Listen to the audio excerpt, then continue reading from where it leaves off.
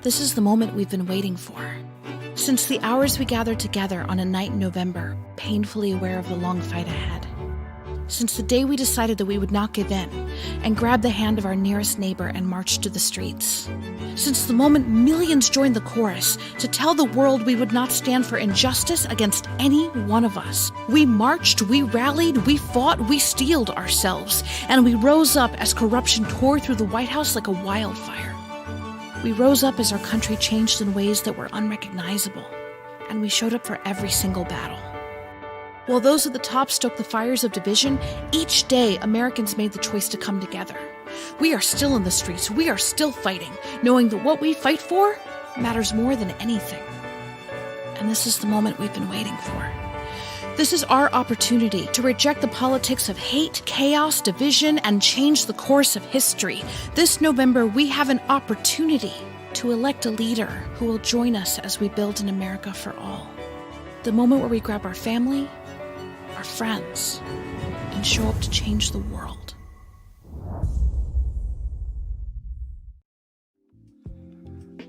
Hello, Twitch fam, Facebook fam, Twitter fam. Happy to see you. Welcome to Politics and Flows, Big Ideas Series, episode 12. Man, we're almost a teenager, man. We're a tweenager. So happy to have y'all with me. And we don't have much time, so I'm gonna have a brief intro and then we're gonna get to the main ticket. So, welcome to episode 12, happy belated Indigenous Peoples Day, happy belated National Coming Out Day, and happy Tuesday in this present moment, because tomorrow's not promised to anyone. Let's just keep that real. So we give thanks for the here and now. And I'm firmly of the belief in my Christian faith and my yoga practice that we're here for a reason. And for me, that reason is to spread wisdom, inspiration, justice, and healing towards our collective liberation, especially Black, Indigenous people of color, and other marginalized communities. We're 21 days out from Election Day, and I don't say that to cause any alarm or anxiety, but just for us to hone our focus. Many people are excited about president, but we need you to be excited about the Senate, about the House, about sheriff, about school board, about judges. So let's get over this glamorization of the top of the ticket and get all the way down, because real change happens in local communities. That's how transformation takes place. And by way of brief mention, I don't want to take time away from our guests, but the Your Vote is Power live stream debuted this Sunday, and in competition with the NBA Finals and Sunday Night Football, we had 150,000 views then. So people are really ready, especially among the progressive movement, to get going. So we're pretty excited about that. And we'll be on the 18th, the 25th, and November 1st, Your Vote is Power live stream series. Rashad Robinson from Color of Change and Pramila Jayapal were there to kick it off with Power, along with Move On leaders and other grassroots activists. So keep a lookout for those Sunday events. The president is back on the campaign trail, and that's all I'm going to say about that. I will no longer dignify his irresponsibility and ignorance. It's just not worth my energetic focus, or any of our energetic focus. But we must organize in this moment to ouster him and the people who support him. Let this unfortunate disaster of the Trump administration be the muck from which the lotus of our revolution rises. The Senate confirmation of Amy Coney Barrett has begun, and Senator Lindsey Graham is solely focused on that as a campaign tool, as opposed to doing anything in regards to justice and rule of law. But it's up to us to continue speaking out against that. Move On has several campaigns, as you know.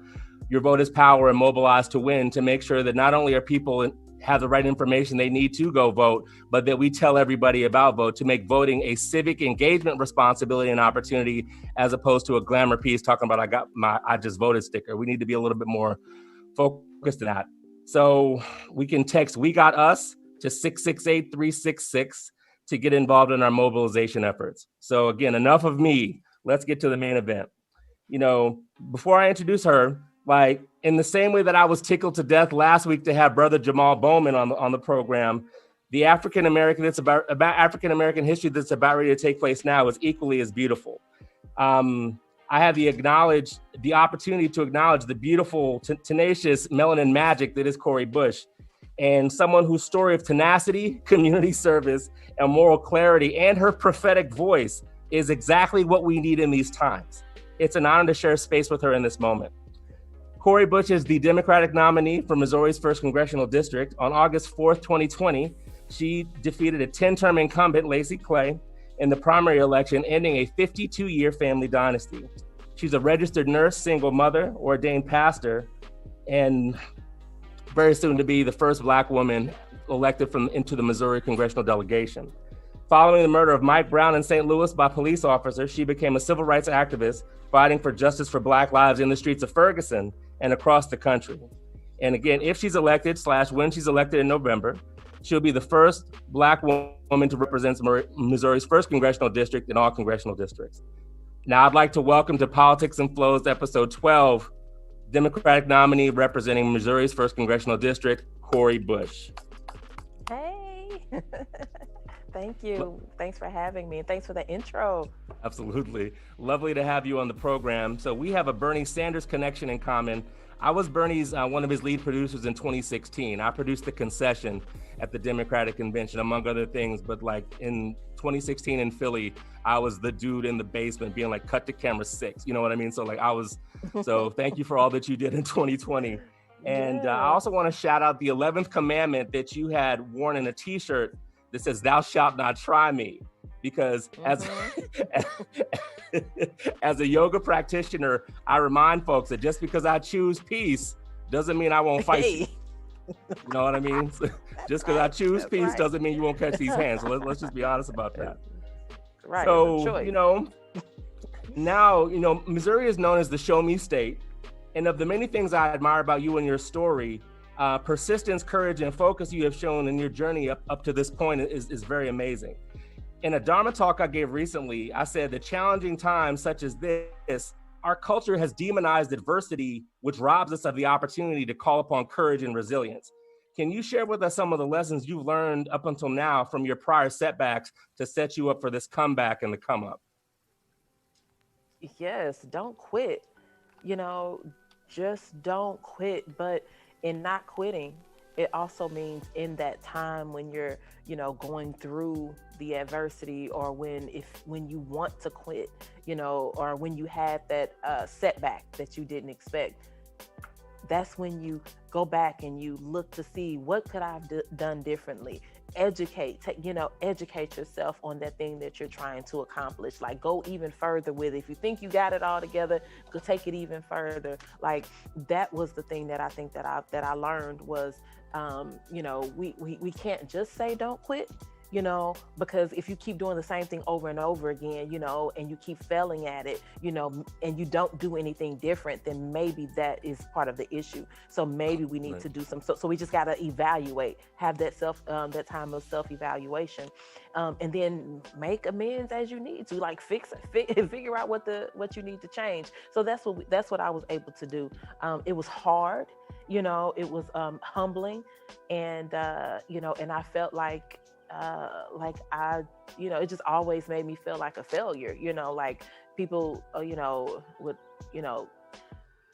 would ridicule me about, not succeeding. I did this, and you said you were going to do this, and see, you didn't win, or you said you're going to do this and that didn't happen, but the thing that kept me was just knowing that, if God be for me, who could be against me, and I'm more than a conqueror. And so I kept going, even in those really rough times. And then I just had this knowing in my soul that there was so much more, and that if I just keep moving, and I knew it wasn't for me. I knew that 100% it was not about me and how I could benefit, how I could come up, and how my friends and family could come up, and getting a name and title and all of that. It was never about any of that, because the other side of that is there's a lot of criticism, and you lose your privacy, you're very vulnerable, like, so there's a whole other side to that. So I never had the desire.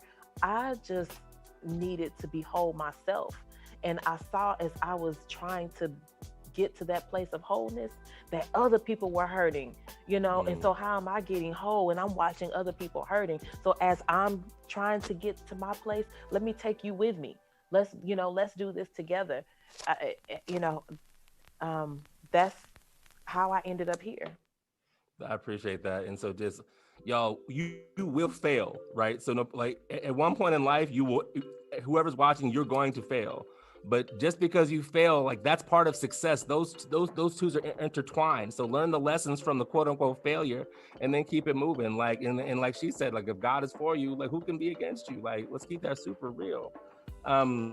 Old school Janet Jackson had a song called "The State of the World Today." So tell me about how you're interpreting the state of the world and how that informed your decision to run for office, as well as telling me about Missouri's first.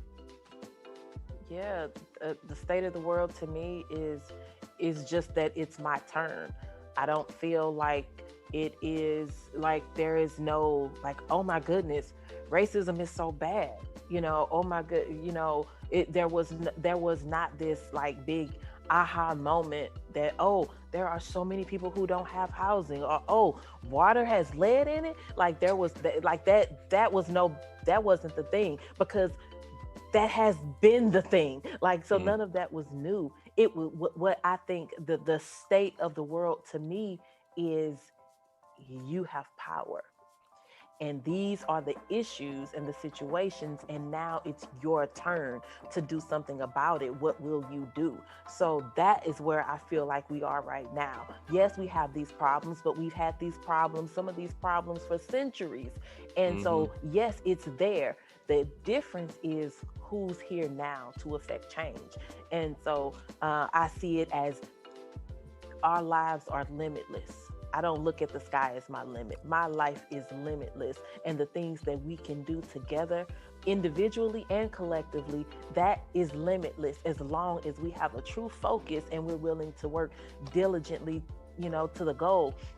So yes, we have we continue to have police brutality. Well, look where the police force started from. We know where they started from. And so, did we think that was just going to go away without some true reform? And is that reform, or is that abolishment and figuring out a whole new system? We know that that's the case. We know that we have children who are in cages right now. There have been children in cages for a while. There have been families that have been caged, but what are we going to do about it now? Because now it's, our eyes have opened up to that. We know we have people who are living off of starvation wages. That has been the thing. What are we going to do about it? We know that there is a 1% in this country that are that have made it to where the haves have everything, of course, and that they have this wide gap in between the haves and the have-nots. But what are we going to do about it? Do we just continue to feed into that? Do we continue on in capitalism and consumerism in such a way to where it's tearing up our communities and leaving us wide open to all the predatory lending practices and all of that? Do we just sit back, or do we do something about it? That to me is the state where we're in. Is, yes, we have this horrible president, absolutely horrible president, who I call the current father of racism. I call him Big Daddy bigotry. But and he has a bunch of his kids and cousins and minions around the country and in other parts of the world. Yes, that is true, but he's not the first. Let's be clear. People say, "Oh, he's the worst president." We know what we know. We don't know who Abe Lincoln really was. We don't know who, like, how many of we weren't there. We know what's been written. We don't know who these people were. So I can't say he's the worst president ever in the history of the United States, but I can say he's the worst one that I've seen since I've been old enough to understand things. Let me say that. And is he to me one of the most careless? I would say yes to that in my lifetime. But he is a reflection of that which is in our communities. We don't have to go far to find a person like him. You can go probably drive 5 miles or 10, 15 miles, or maybe even around in your own neighborhood. So that is the state of America now. The question is, what will we do with it? And that is on us. I appreciate that.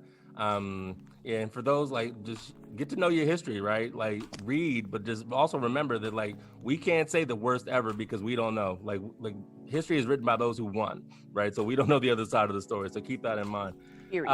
Let's talk COVID relief, Cori. So, like, every broadcast I have, I make sure that we give some mention to the coronavirus, which many people wish would go away, just like many people wish racism would go away, or they wish we would stop talking about racism or whatever. But over 200,000 people have lost their lives in the past 6 months. The president, these deaths were largely unnecessary and disproportionately harming people who look like us. The president thought the virus was a hoax and now claims to be immune and whatever.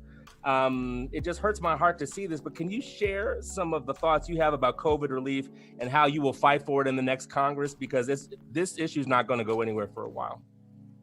No, it's not. And so, we need free COVID testing just across the board. We need, I would like to even see free antibody testing, because there are many people who didn't know that they had it, that should know that they had it at some point, but they aren't able to be tested.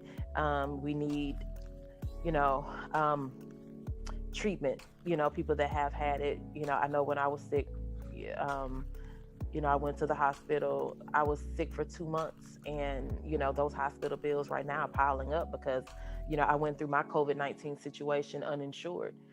So we need treatment. We need free treatment for everyone. Walking into Congress, making sure that there is a $2,000 a month universal basic income. I know Rep. Rashida Tlaib, that is something that she rolled out. So I definitely support that. Making sure that is retroactive all the way back until March. Mm-hmm. Adding. Making sure there are no evictions, no foreclosures, making sure that we cancel shutoffs, making sure that, and what I mean, I know that in some parts there have been pieces of that, or there are these extensions that are happening in some communities. Every month is extended. Do we need it? Do we need it? Let's just make sure it's done for a full year with those things, so people don't have to worry about that. Let's make sure that $600 that people that are on unemployment put that $600, continue that on, put it back and then continue it on. Making sure that there is hazard pay for all of our essential workers. Putting money into education. So many of our children don't have the equipment at home that they need for hybrid learning or for online learning. Maybe it may be 3 kids in the house, and maybe 6 kids in the house. Everybody needs a laptop, so making sure that the money for the equipment is there for those schools, making sure that there are tutoring services. Some of our kids, online learning is difficult for them. So having those tutors available, and then a national broadband, broadband, because kids don't always have Wi-Fi. And then when we talk about Wi-Fi, do they have electricity at home for the Wi-Fi? So making sure that the resources are there, making sure that there is money given to these families to make sure that they can buy food, because sometimes that's what parents had. They knew the kid could go to school and sometimes get breakfast, but always had lunch. And now they have to have breakfast and lunch and dinner for their children at home. So money for that. So those are just some of the things. Also, direct funding to federal funding to states, helping to the PPP loans. That thing went to the left. Now it's gotten better with the second round, but making sure that there is money, because what we've heard is that people have said, well, yeah, I got money the second time, but it wasn't enough. I still had to end up laying off half of my workforce. And so making sure that we put that the money is available for that. So those are just some of the things that we want to make sure that we're pushing for. And then also, how are we supporting our unhoused population? How are we taking care of them?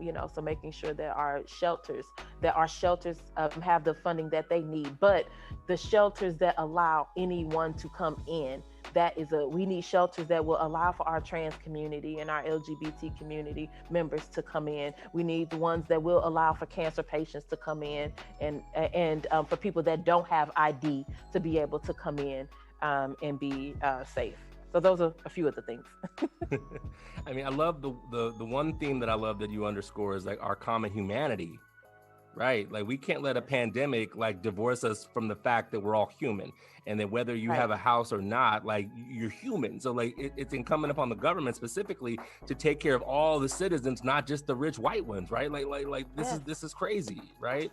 Absolutely. So let's shift to criminal justice reform and defunding the police. I said this with Brother Jamal last week, and I'll keep saying it to all who listen, especially the newly woke, right? Racism as a part of America, as the Declaration of Independence and the Constitution. In fact, the 3/5 clause essentially enshrines racism and economic exploitation of Black people into our founding documents. So get your weight up if you think racism is new.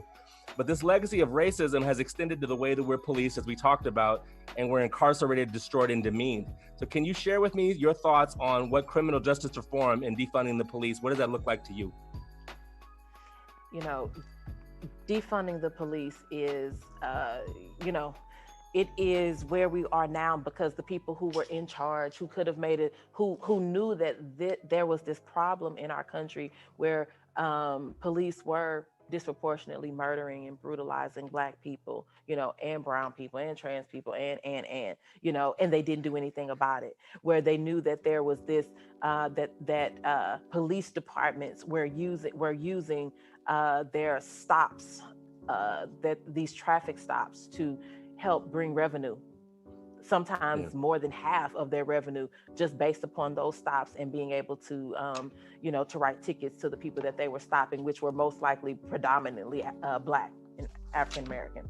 So this has been going on for so long, and because they didn't fix it, now because we chose to come up with a way to fix it, now they want to say, oh, you're wrong, there's something wrong with it. Well, no, you should have fixed it before. You had a long time to fix it, and now that we've come with a plan, now you want to tell us that we're wrong. Well, you don't get to say that we're wrong now because you had your opportunity. So now we're saying that, and we'll start with a very basic, very like kind of low-hanging fruit, and say no MRAPs, no tanks, no bear mace and rubber bullets, no tear gas, no stockpiling SWAT gear. Instead, take that money and put it into job programs in the community. Take that money and put it into helping our unhoused, helping people who are who have had domestic assault, domestic violence situations, sexual assault situations, putting that money into those shelters, put money into substance use programs,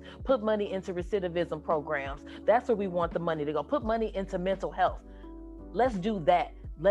That is where that money should be going. Let's put the money into the hands of real mental health professionals, not police officers trying to do mental health work. How about the mental health professionals that went to school for that work? How about putting that money with giving it to programs where social workers can actively do wraparound have wraparound services for their patients. Put money there. That's what we're talking about. And if you say that no, we shouldn't do that because we need to make sure that there is tear gas for people who live in our communities that are fighting against the fact that they could possibly be murdered by people in their own community that they pay, then you're the wrong one.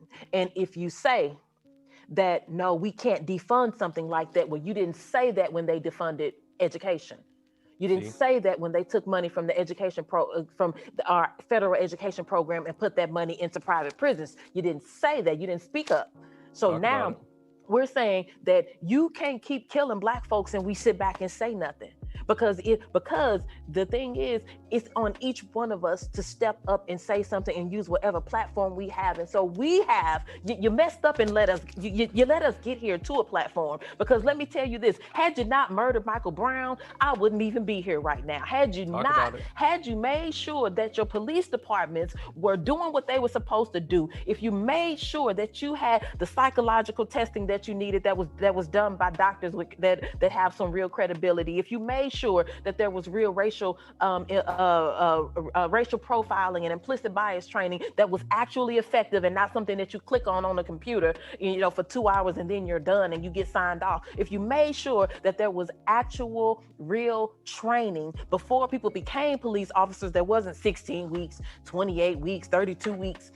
If you made sure there was real training, then we wouldn't be here right now. But you messed up and let us get here. So now we want the police to be demilitarized. So not just defunding them, we want the police to be demilitarized. Also, what we want is a national registry. Because let me say, if as a nurse, if I hurt one of my patients, if I do something wrong, if I do something corrupt, if I take medicine out of the medicine machine and I take that pill myself, my name is being put into a newspaper that's passed around the state of Missouri with my name on it.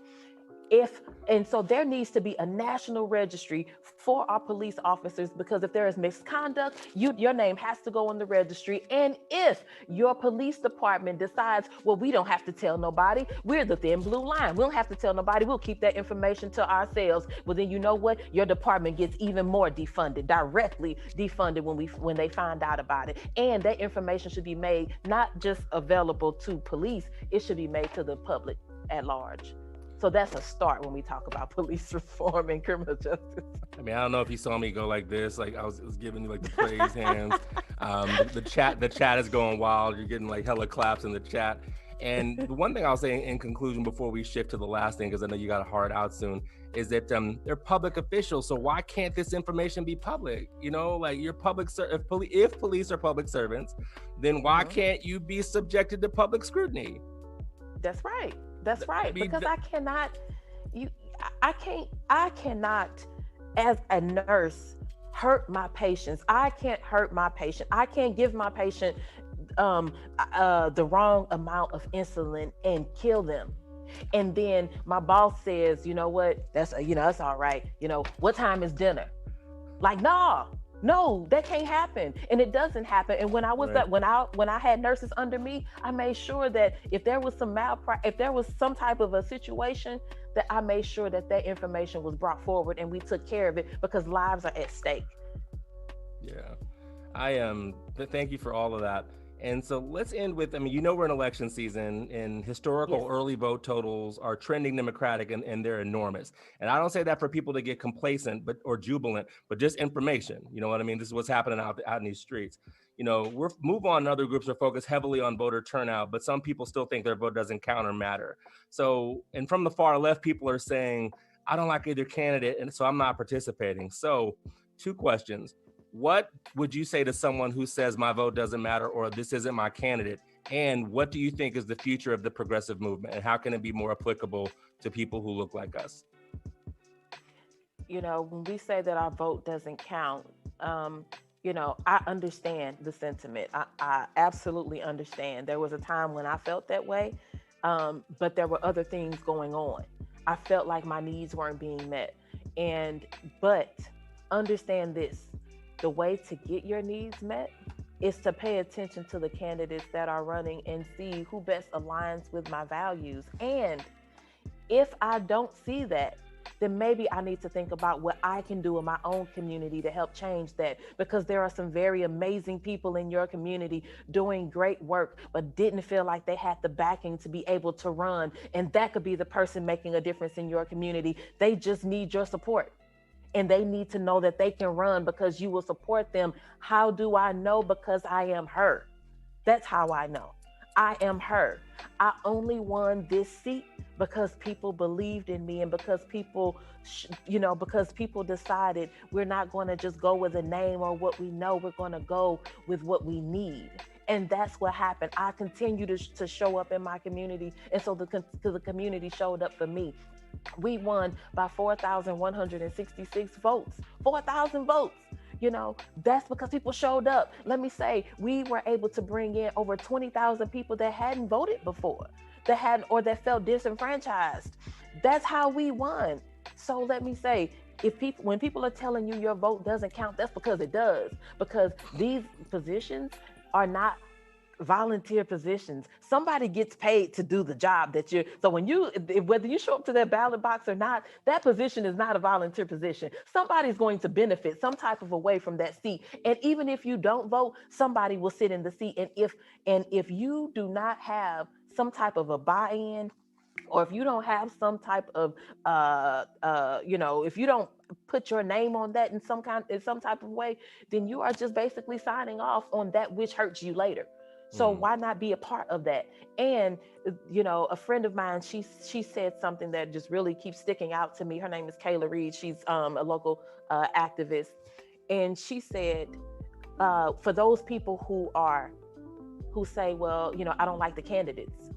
Well, then vote conditions and not candidates. Vote the condition.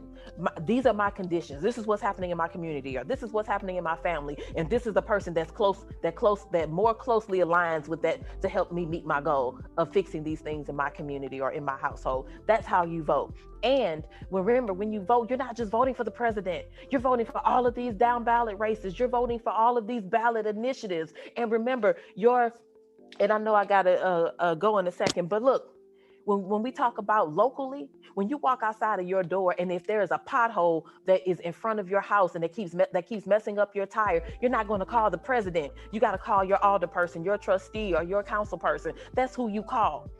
If you want to talk about why in the county next to yours, the kids go to school 4 days a week, but in another county in your state, they go to school 5 days a week, that's going to be your state representatives. And so you're not going to go to your alderperson about that. You're going to go to your state representatives for that. When you want to talk about why didn't we receive the federal dollars for whether it's education, well, you're not going to go to your state person about that. You're going to come to me. You're going to call your congressperson. And so that's the thing. That's why you have to pay attention to all of it. I'm a regular everyday person, and we were able to take out a 52-year dynasty of a person that looks like me, but's been in the seat for 52, his family has had this seat for 52 years. That's because we needed something different and people showed up. Your vote does matter. They tell you that it doesn't matter because it does. So don't let anybody take your voice from you. You own that and you make that decision. And if you don't like what you see, then you are in a position to change it. So look at what's happening in 4 years. Should you run? Well, maybe you need to be thinking about yourself or looking at the person that you know that should. That's how we change things. You be that change. I love everything about that. And before you go, I know you got to run. Where can people find out more about your campaign and support you and find out more about you? And as you tell us, put your hands together and give me some wrist circles, because everyone that comes on the show does a little bit of yoga. You know what I mean? So this is to make sure for all the texting and typing that you do, we're offering relief there. Oh, see, nice. Oh, Black Hippie takes care of his people. Oh, wow. Oh, Lord, right? Yes. So tell us how to find you, and then roll on. Yes. All right. You can find us at coribush.org. It's CORIBUSH.org. I'm the good Bush. Don't let that last name fool you.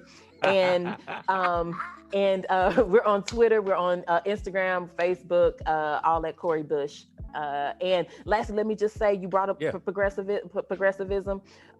You know what? Making sure that people eat, making sure that people have clean water, making sure that people have access to the resources that we need.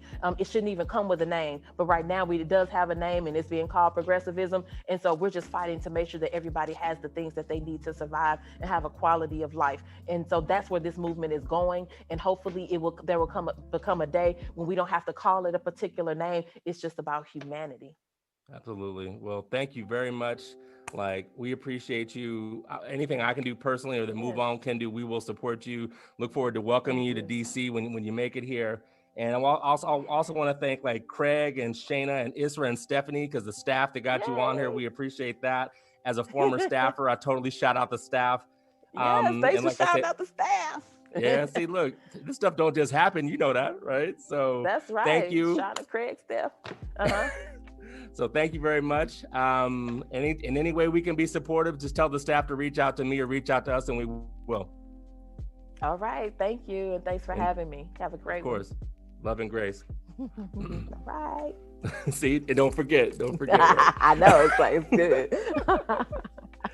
So before we close, we have coming up after this is a meditation that is about 10 minutes long that will encourage you to be still, take deep breaths, and use the power of your exhale to relieve tension in the body, to give you a resting mental state of peace. With everything swirling about you, the biggest gift that you can give yourself is peace of mind.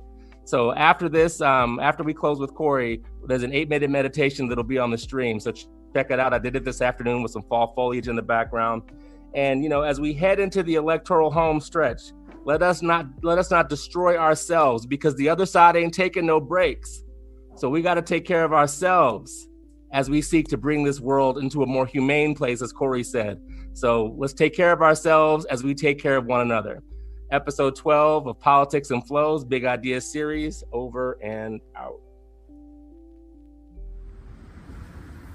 Blessings, best wishes, and grace to all. Reggie Hubbard here, wanting to share with you a meditative practice I've been using lately, given the craziness that's going on everywhere. But, I say this often, just because things are crazy externally doesn't mean that we have to be crazy internally. We choose in the mind what we want to attach to. So what I want to do here, for the benefit of all, is share a deep breathing technique and a meditative practice that uses the mind and the breath to consciously relax things that tend to be tense in the body. So as you can see, I'm outside and the wind's blowing and I got a little bit of the autumn colors, and I'm on message with respect to the season. So not only autumn, but election season. So I want us to begin as we have in several times in the past. So bring hands together and get into the wrists, right? So get into the wrists, soften the gaze, begin to close the eyes if that's comfortable, but at bare minimum, get the gaze from the typical, we look like this all the time, into phones and other devices. So take wrist circles in the other direction. Again, I do this often, but when was the last time you gave yourself wrist circles? Now, press fingers forward, fingers stretched, inhale, arms overhead, exhale down, inhale, arms up, exhale down, 3 more, inhale up, exhale down, 2, inhale up, exhale down, last, inhale up, exhale down, inhale, arms up, and stay here. 3 clearing breaths. Inhale through the nose, exhale out the mouth, inhale, exhale 2, inhale, exhale 3, release hands down, shake that out, and give me some jazz fingers or whatever works to get the range of motion back into the fingers after being like this all the time. Now, if you're at home, seated, find a tall spine, shoulders back and down, navel to spine, core engaged, or if you're taking this outside or wherever you are, feel free to stand up as well. And what I want you to do is take the deepest breath you've taken all day. Inhale through the nose, hold, exhale out the mouth, like Darth Vader, clearing breath. Inhale through the nose, pause, exhale out the mouth. 2 more like that. Inhale through the nose, pause, exhale out the mouth. Last, inhale through the nose, pause, exhale out the mouth. Begin to inhale and exhale out the nose. And I want us to focus on 3 body parts. So every inhale, take it as deep as you just did on the inhale, pause, and exhale, soften the shoulders. So feel through the mind's eye the shoulders softening. 4 more like that. Deep inhale through the nose. Mental attention on the shoulders. Exhale, soften. Inhale. Exhale, shoulders soften. Twice. Inhale. Exhale, shoulders soften. Last, inhale. Exhale, soften the shoulders. Take notice of what may have shifted in that technique as we shift to the hands. So make sure hands are open and as relaxed as they can be in the moment. 5 deep inhales and exhales. Focus on relaxing the hands. The hands do so much work for us. Give them a break and give them the power of your intention and the focus of your exhalation. 5 times. Inhale deeply. Pause. Exhale, feel hands soften. Inhale deeply. Pause. Exhale, hands soften. 3 more. Inhale deeply. Pause. Exhale, hands soften. Twice. Inhale deep. Pause. Exhale, hands soften. Last. Inhale deep. Pause.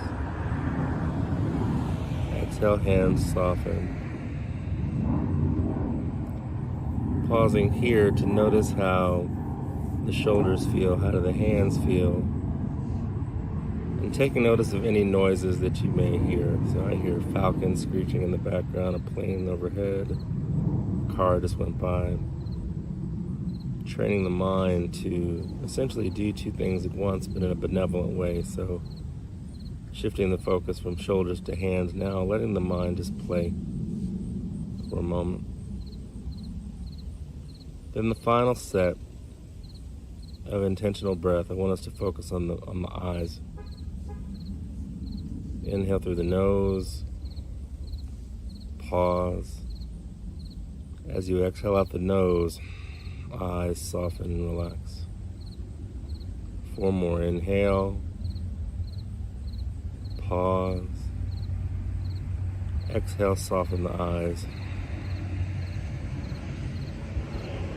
Deep inhale. Pausing. Exhale, eyes soften. Twice. Inhale. Pause. Exhale, eyes soften. Last. Inhale. Pause. Exhale, eyes soften. Spend about 30 seconds here, noticing how the shoulders feel, how do the hands feel, how do the eyes feel. And I chose those 3 because whether you're a gamer or a human on the computer or someone who scrolls a lot on their phone, the combination of shoulder tension, hand tension, and eye stress is toxic. So giving yourself the break of stopping to use the eyes, opening the hands, relaxing them, and relaxing the shoulders brings the body back into balance. And when the body is in balance, anything's possible. So, hope that was beneficial to you. Again, that's something that I've been doing and teaching a lot lately. Wishing you the best of all days. If you haven't voted, vote. I don't really care about your partisan affiliation. I care that you get involved in the process. So take care of your body and mind. Take care of your country. That's the key to wellness. That's the key to success. Love and grace. Ashe. Elections matter. Justice is on the ballot. Justice is on the ballot when 1 in 5 mothers has hungry children. Justice is on the ballot when millions of people just lost their jobs, many of whom did not have paid sick leave, paid family leave, many of whom don't have affordable childcare. Justice is on the ballot when we look at the disparities around whose children and where they're living geographically have access to broadband to be able to be educated at home, much less have a laptop. Justice is on the ballot when you look at the disproportionate number of African Americans and Latinos who have been afflicted with and have died from COVID-19. Justice is on the ballot when people in our country are struggling like they are right now. So we got to get everybody out to vote. We got to take back the Senate. We got to retain our majority in the House. And we need to win the White House and elect Joe Biden.